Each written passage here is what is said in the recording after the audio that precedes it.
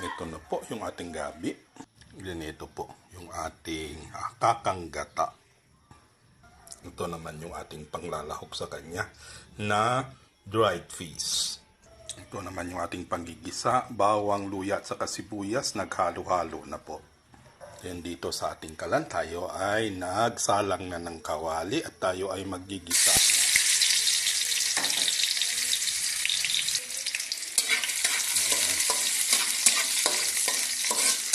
Pag naging aromatics na yan, yung maamoy na ng kapitbahay na tayo ay nagluluto ng masarap na ulam, charis, ay po pwede na po nating ilagay yung ating dried fish, mga boss.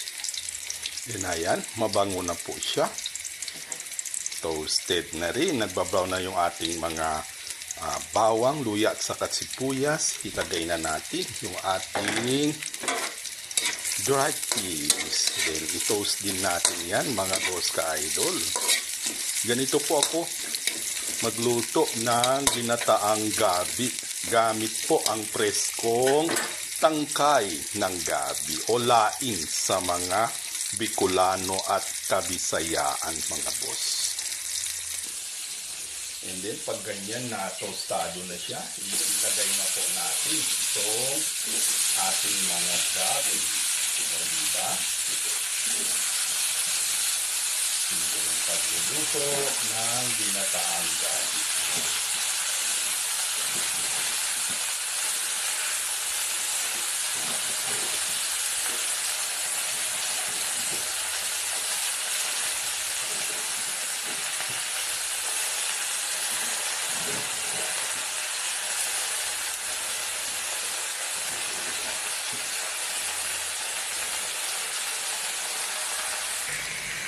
At syempre, tayo ay maglalagay ng paminta, mga boss. Pampalasa. Ayan. At saka, itong Reyna ng gulay. Ayan, bagoong isda mga boss. Tama na po yun at baka maalat pa mamaya. At syempre po, yung pangalawang pinagpigaan kanina ng ating nyug is ito, ilalagay na natin para hindi po didikit itong ating gabi sa kawali. At syempre, tatakpan muna natin yan mga boss ka-idol.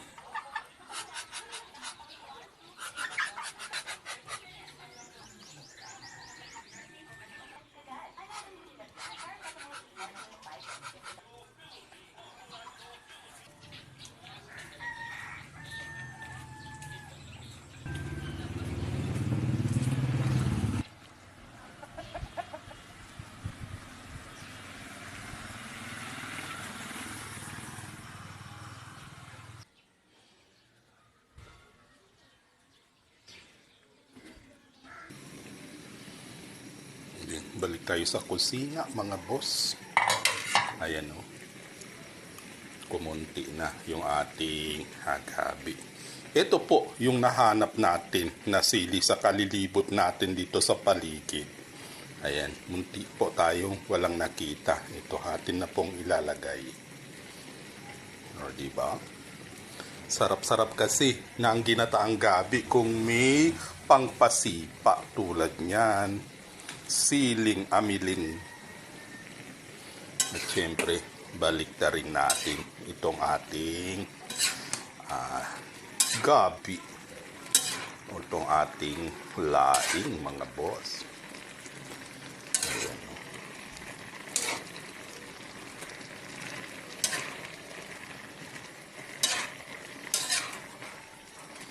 Ganito po ang aking pamamaraan. Yung iba is hindi po hinahalo kasi ang sabi, pag hinahalo daw ang gabi is may sinasabi, nangangagat daw sa lalamunan. Pero sa akin, ang teknik ko po ay simple lang, lutuin ng mabuti. Yung hanggang sa madurog-durog ba, yun po ang sekreto ng masarap na laing. Yun na yan. Takpan na naman natin mga boss. Ayan na.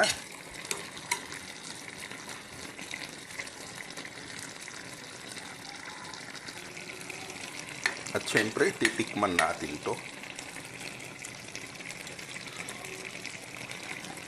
Ayan, sarap-sarap niya na mga boss. Pero mas pasarapin pa natin yan. Ilagay na po natin yung ating kakanggata. Ito po, yung unang pinagpigaan ng nyug. Then, isisimmer pa natin yan ng mga 30 minutes. Pwede na po pagkatapos ng 30 minutes. Siyempre, takpan muna natin mga boss. Ayan na mga guys. So,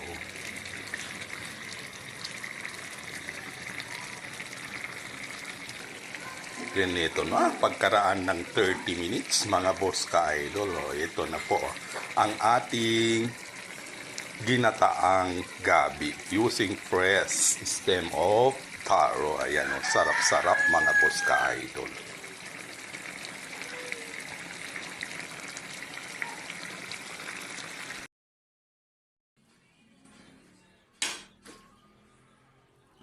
Sarap-sarap mga boss.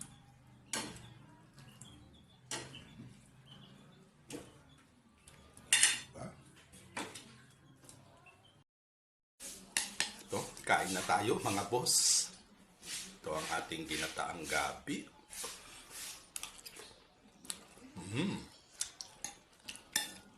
Sarap-sarap.